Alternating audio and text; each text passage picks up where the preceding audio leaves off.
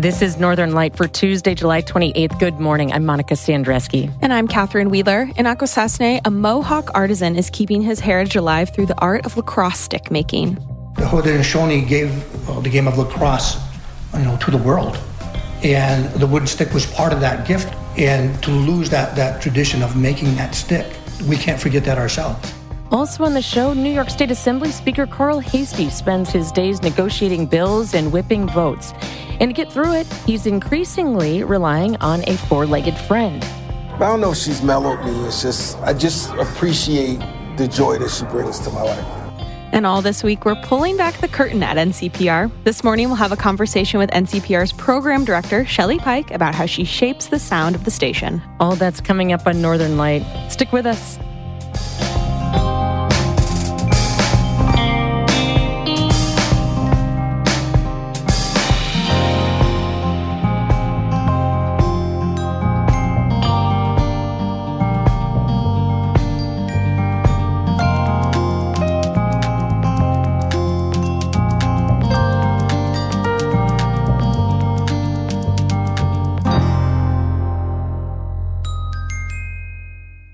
Support for Northern Light here on North Country Public Radio comes from the Adirondack Community Foundation, guiding the generosity of families and individuals to address the Adirondack region's biggest challenges, including housing, childcare, and career pathways. adkcommunityfoundation.org.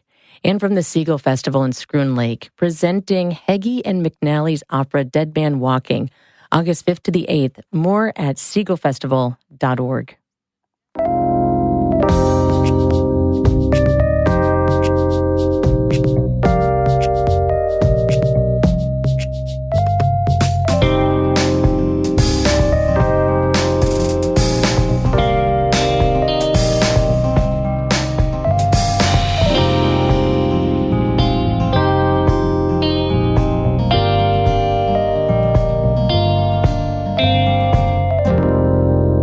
This is Northern Light. I'm Monica Sandreski. And I'm Catherine Wheeler. The plane that crashed near the Adirondack Regional Airport, killing 3 family members, was flying too low. That's according to a preliminary report from the National Transportation Safety Board. The Adirondack Daily Enterprise reports that the plane, carrying 3 generations of a New Jersey family, crashed into a shallow hill about a mile from the airport runway within a minute of takeoff. The National Transportation Safety Board is still determining the exact cause of the crash, including mechanical issues, pilot error, or medical events. The final report will be available within 12 to 14 months. A nuisance bear that forced the New York State Department of Environmental Conservation to close several campsites in the St. Regis Canoe area has been euthanized. Last week, the DEC closed the campsites after receiving reports that a bear had been approaching people and damaging tents and food storage containers. According to the Adirondack Explorer, the DEC says the bear exhibited minimal fear of humans and resisted deterrence. Under the state's black bear response manual, it had to be euthanized. The DEC has reopened the campsites. There has been an uptick in encounters between humans and bears this summer. That's according to the DEC, and it says it's primarily due to people not storing food or garbage correctly. The Adirondack Daily Enterprise reports that cold winter followed by a dry summer is exacerbating the issue. Bears don't have enough natural forage to eat, so they're traveling farther distances to find food, like at campgrounds and in neighborhoods. New York State is home to about 8,000 black bears, with 50 to 60% living in the Adirondack Park. Deliberately feeding bears is illegal. Officials are asking people to empty bird feeders for the summer, secure garbage cans, clean off grills, and keep pet food inside. If you do encounter a bear before it sees you, move away. If a bear sees you, don't run. Back away slowly. If the bear approaches you, hold your ground, wave your arms, and yell, "Hey, bear," until it leaves. If it continues to get closer, use bear spray.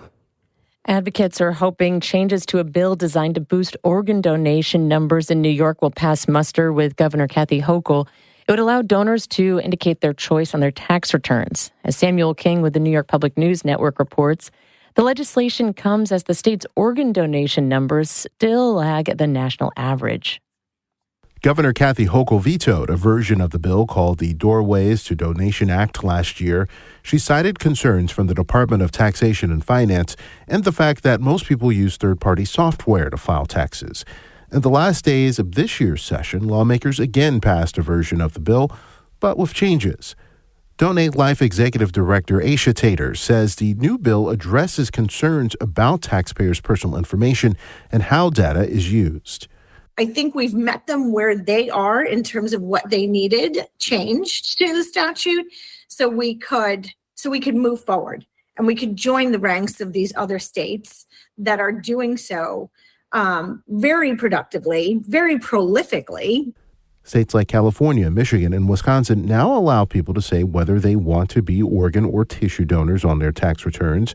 Hochul's office says she will review the legislation. She has until the end of the year to sign, veto, or request amendments to the bill. In Albany, I'm Samuel King for the New York Public News Network.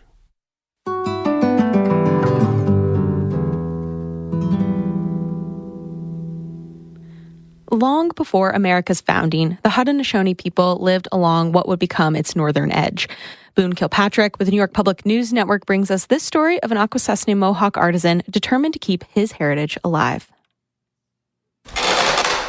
In far northern New York, by the banks of the St. Lawrence River, Louis Mitchell hunches over a long cutting of hickory in his workshop, carefully following a 1,000-year-old tradition. That's pretty good right there. He is a member of the Mohawk Nation, one of the 6 forming the Haudenosaunee Confederacy that faced annihilation at the turn of the century. We almost disappeared. There were only maybe 50,000 of us left, and we almost disappeared. They're the same people who created the game of lacrosse. They call it the medicine game because they say it has the power to heal spirits and bring communities together. When Canadian colonizers adopted it in the late 1800s, industrious indigenous craftsmen opened factories to provide hand-hewn lacrosse sticks to the world. For decades, factories along the St. Lawrence River filled with the screams from massive bandsaws, churning out the Haudenosaunee's spiritual instruments. They were shipped all over the world. This factory right here employed about 60 people. From carvers to people splitting logs, there was a whole slew of people that worked on the island. Each log can produce 8 to 10 strips that can be made into lacrosse sticks. They take the strips, steam them, bend them to their will, and then after waiting patiently for them to dry, they carefully feed it to the bandsaw. At one time, the Mohawks' handcrafted process made up 98% of the world's sticks, until the 1960s introduced plastic, rendering the wood stick obsolete. Mitchell left his craft and turned to law enforcement until several decades later when the stick beckoned him back. People are asking for wooden sticks. So I used to do it before. I said, I'll do it again. He shares some of the ancient wisdom as he rends sheets of the hardy wood out of the stick with his massive two-handed blade. It looks like something out of a horror movie. One slip could cost fingers. And as one elder told me, he said, always look at the stick and the wood itself. He had to relearn everything, from splitting the logs to steaming, bending, and shaping. Every detail it takes to craft an authentic lacrosse stick. From the log to the finish, you're probably looking over a year. Probably I could get it down to maybe 8 months maybe, but that's kind of pushing it. For Mitchell, it's more than a business. It's a birthright. The Haudenosaunee gave the game of lacrosse, to the world. And the wooden stick was part of that gift. And to lose that tradition of making that stick, we can't forget that ourselves. Before the Declaration of Independence, before Columbus, possibly even before William the Conqueror sailed for Britain, the Haudenosaunee played lacrosse. And now, 2 years out from the 2028 Olympic Games in LA, the sport will take center stage without the third best squad in the world, the Haudenosaunee national team. Every nation should have their own flag, their own purpose. This is ours. This is our sovereignty. This is our country. That's important to us as who we are. Mitchell is the last of a dying art, but increasingly masters are taking on apprentices, and the craft is beginning to come back as the niche market for the sticks expand.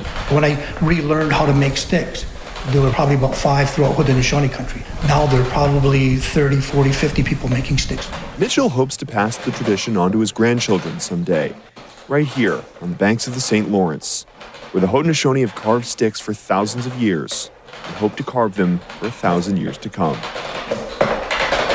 From the Mohawk Nation, I'm Boone Kilpatrick for the New York Public News Network. This is NCPR.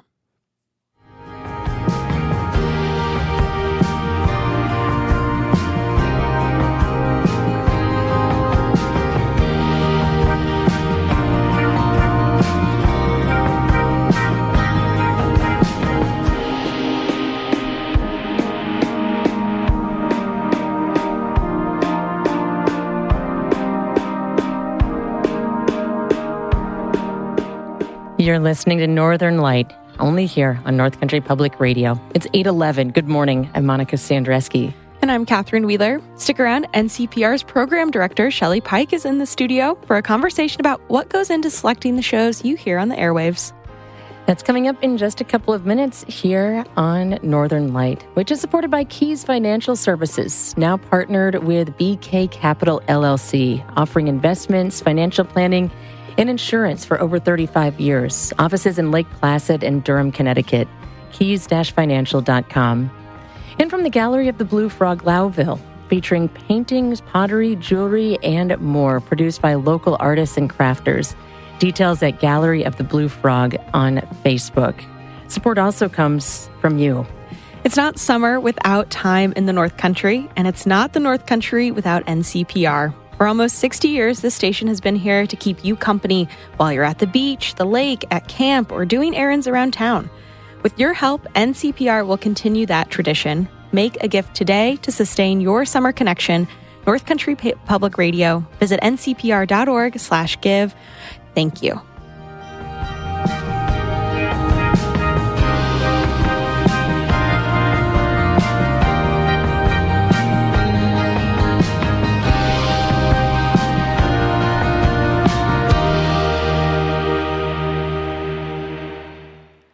The head of New York's Agriculture Department says there's still time for farmers to apply for state money to help offset rising costs. The state budget includes $30 million for the Agricultural Resiliency Against Tariffs program. Agriculture Commissioner Richard Ball says federal tariffs hit farmers as they were ramping up production. This spring, fertilizer and fuel prices hit us as an agricultural industry at a really tough time. Farmers are getting diesel fuel in their tractors, they're working up their land, they're fertilizing their crops, and both those prices went substantially very high. Farms are eligible for up to $25,000. Funds will be distributed for cow dairy, livestock, specialty crops, and aquaculture farms. Applications close on August 11th. The USDA will be dropping oral rabies vaccine bait in the North Country later this week. Public health officials from Jefferson and Franklin counties say low-flying aircraft and helicopters will drop the vaccine in Jefferson and northern Franklin counties beginning July 31st.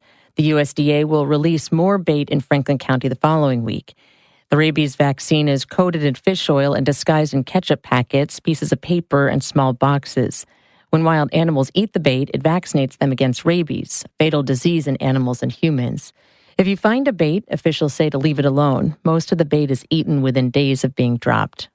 A town in Essex County is one of 25 communities across the country selected to receive outdoor recreation and community planning assistance.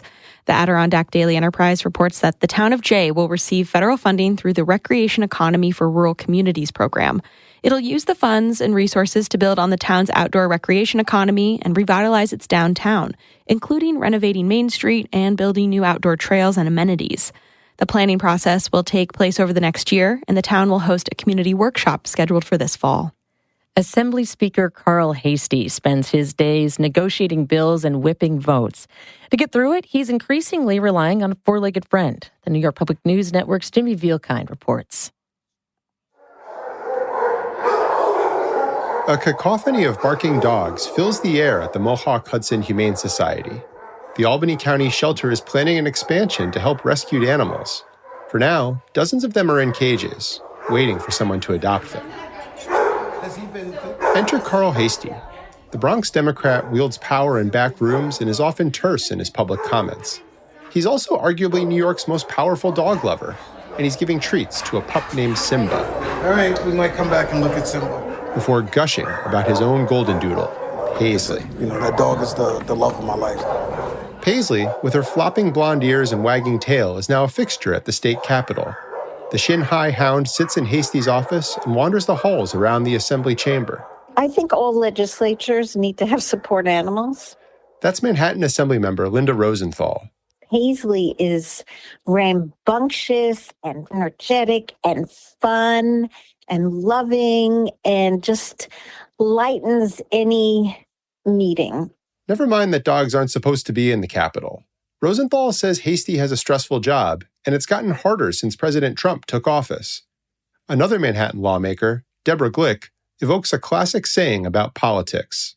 It was the Harry Truman. If you want a friend in Washington, get a dog. The speaker agrees that having a dog around lightens his mood. I don't know if she's mellowed me. I just appreciate the joy that she brings to my life. He delivered a $1.2 million check for the shelter's planned expansion. And after considering it, he decided Paisley wasn't quite ready for a roommate. In Manans, I'm Jimmy Vielkind for the New York Public News Network.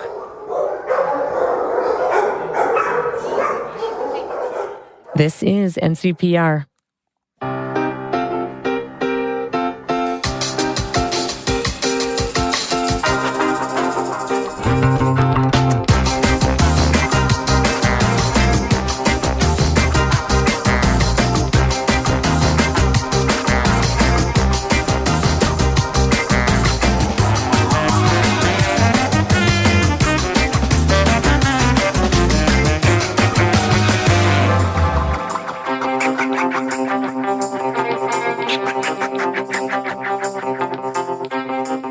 You're listening to Northern Light here on North Country Public Radio. It's 8:17. Good morning. I'm Monica Standreski. And I'm Catherine Wheeler. Stick around after the show for Bird Note. That's coming up at 8:42.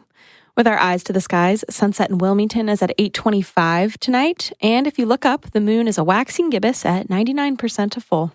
In the weather forecast today, showers and thunderstorms are moving through the region and could get pretty heavy at times. That rain is expected to last into tomorrow night with some isolated flash flooding possible too in areas throughout the North Country and in southern Vermont as well. Highs today expected to be a little bit cooler, down into the 70s throughout the region. At last check, it was 67 degrees in Malone and Messina, 71 degrees in Glens Falls, 63 degrees in Tupper Lake right now, 62 in Old Forge, and 69 degrees in Cape Vincent in the beautiful Thousand Islands. Last year, Congress voted to defund public media stations like North Country Public Radio. And since our listeners have stepped up, right now we're in the middle of our summer fundraiser to raise that money to keep NCPR strong for the long term.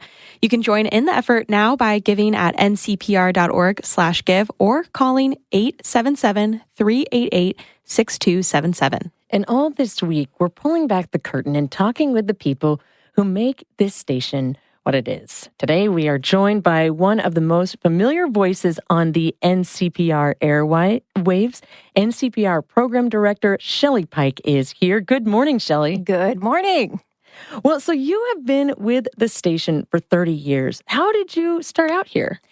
3 people, actually, Monica. My friend Tom Lawrence was the first one to introduce me to the idea of radio and that I could do it.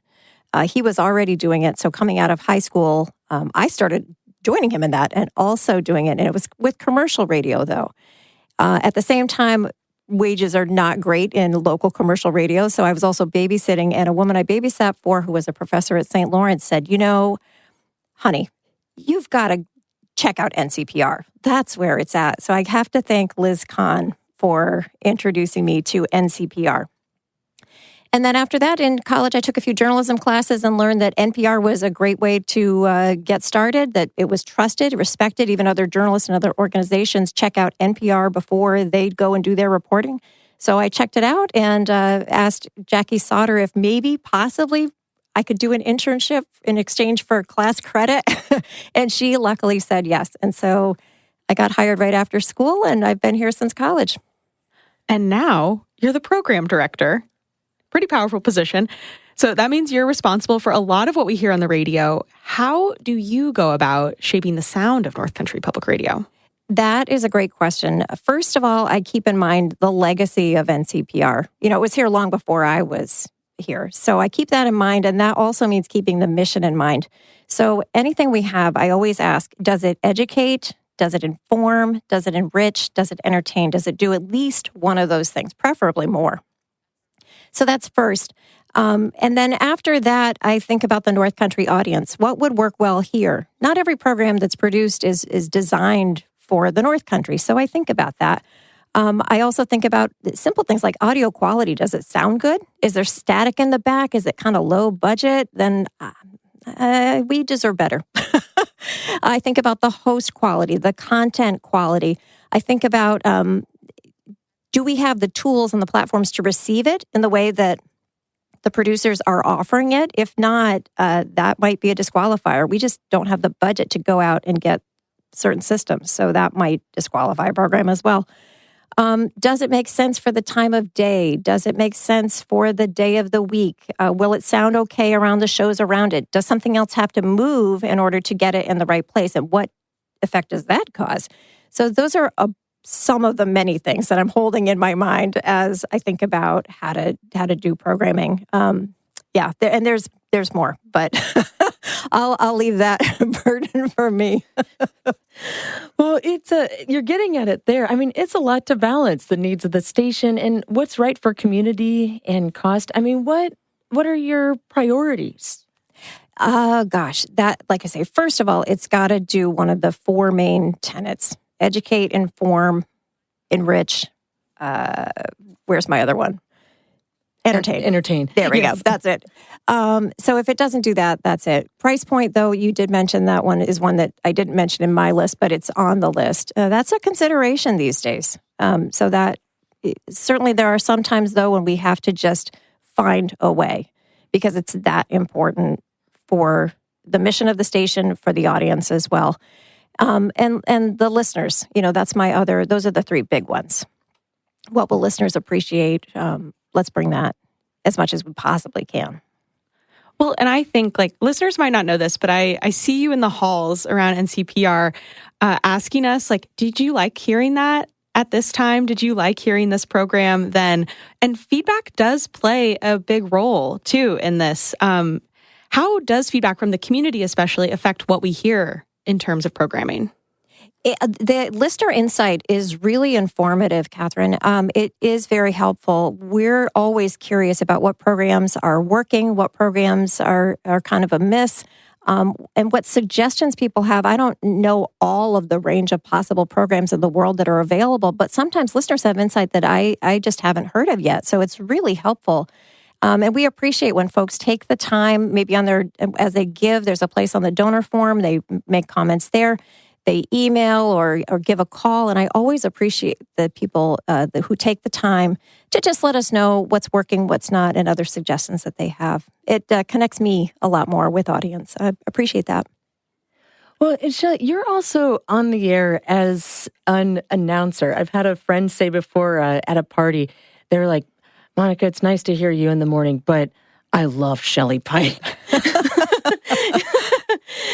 So I'm curious, what are you thinking about when you're at the mic? What are some of the most important things for you to get across? I know we talk about this a lot. We do talk about this a lot, yeah. And I think number one, and you could probably anticipate this, Monica, is there's a person at the other end. That's something I'm always thinking about. There's a human being at the other end, and so they deserve to have information that's clear, that's understandable, in a friendly, warm way, because that's how I want to be treated. So I think about that a lot. The other things I think about most that float to the top, emergency conditions. Always kind of scanning for those. That's super important. That's a huge service that we provide. If we can give listeners a heads up and help them navigate an emergency situation a little bit better than they would have without us, so worth it. And the other thing I think about is telling the story of the North Country and telling the story of the station, too, so that folks understand what we have here and why it's important and what they can do to help keep it going. Well, and to jump in here for a second, I mean, I think you do an incredible job at really trying to think about, like you said, who's on the other end of that mic there? Mm-hmm. What might they need to know for their day? What might they want to know for their day? I think of, when in the wintertime during school during school closings, and you've said to me before, you think of, that grandparent who is maybe used to going to their, kids, basketball game, and they need to know that the school is closed and right. that's going to be canceled, or I know I've mentioned it to you how much I appreciated hearing it during graduation season, when you're thinking about the parents of students in the area coming into the area and welcoming them to the area. And I distinctly remember you saying, thank you so much for trusting us with your student. Yeah, it's a big leap for some folks to trust their students to come to the North Country. We have so many places of higher education here, spread all across the region. It's a big deal, and it's great to have the students here. So, for the families and the students who make that leap, it's great, and we do welcome them. Well, and you're kind of getting at it a bit, both you and Monica, of Shelly, you're from the North Country. And like you mentioned earlier at the top of this, NCPR was here before you, and it's going to be around after you too. I sure hope so. Same. How important is it to you that NCPR is a service that benefits listeners and its whole audience? Well, I think, especially for a nonprofit like the station is, the margins are so slim. It's not about the money. So it's got to be about something else. And providing that service is what it's all about, something that's useful for people. If we aren't doing that, then it's hard to imagine why you bother spending the time. So that's a real big priority. And especially here, the North Country deserves nice things. I'm always thinking that in my mind. We can have nice things if we work together. And I didn't know about public radio growing up here. It wasn't until college time and that woman who I babysat for, Liz, who said, check into this. It's in your backyard, for heaven's sake. Luckily, my kids got the benefit of having public radio throughout their raising, and it gave them so much. It gave them connection. It gave them a sense of community. It gave them a better understanding of the world, both in the North Country and beyond that. It gave them the opportunities to test their minds, to think critically, and to know where to go for information that they can trust. All those things are huge. NCPR is home for them. And so I really think that every kid, everyone in the North Country deserves that opportunity. No paywall, no fancy equipment. You come as you are. You stay as long as you want. And we can have that when we do it for ourselves. So I really encourage listeners, give your feedback, tell a friend about NCPR, pass the word. Make a donation if you're able. Keep NCPR going so that we can all have that opportunity. You can make that donation now at ncpr.org/give or call 877-388-6277. Shelly Pike is NCPR's Programming Director and Chief Engineer. Shelly, thanks so much for coming on. Oh, you're very welcome.